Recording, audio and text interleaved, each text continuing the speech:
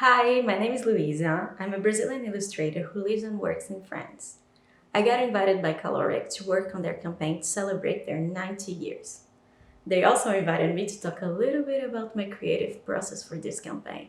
So let's do it. I work in 5 steps. The first one is the briefing. Kalorik and I got together with the 4 influencers to learn a little bit about how they work. We ask them questions about how they get inspired, which are their favorite dishes, how people connect with them, and so on. After gathering all of this information, Kalorik worked on these 4 amazing briefings.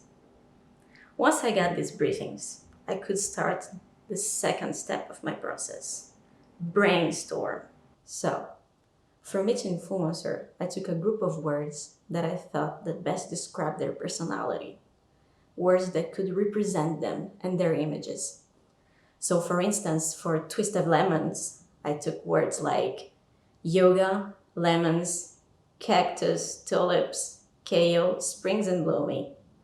So once I got the 4 lists settled for each influencer, I went on Pinterest and I made a research on each element to get more inspired, to see how other artists works with these words, how other artists works with this subject, and to gather also some pictures and some reference.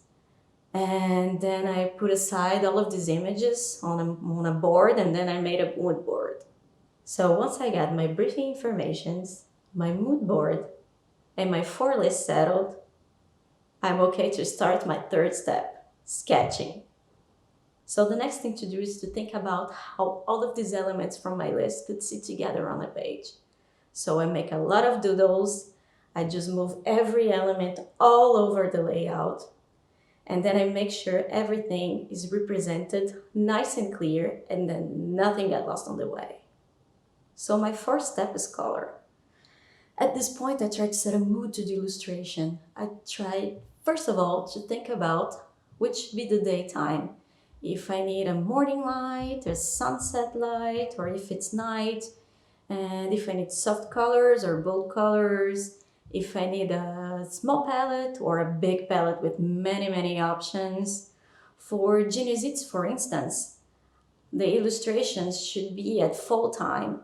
So I tried to do this warm atmosphere, so I took more earth tones and an orange sky, for instance. So my last step is the final touches. At this point, I try to bring some more texture and value to the images, and I try to make everything more interesting and some elements pop. So this was a very fun project to work on. I hope you also liked it. Don't forget to choose your favorite illustration. Bye bye.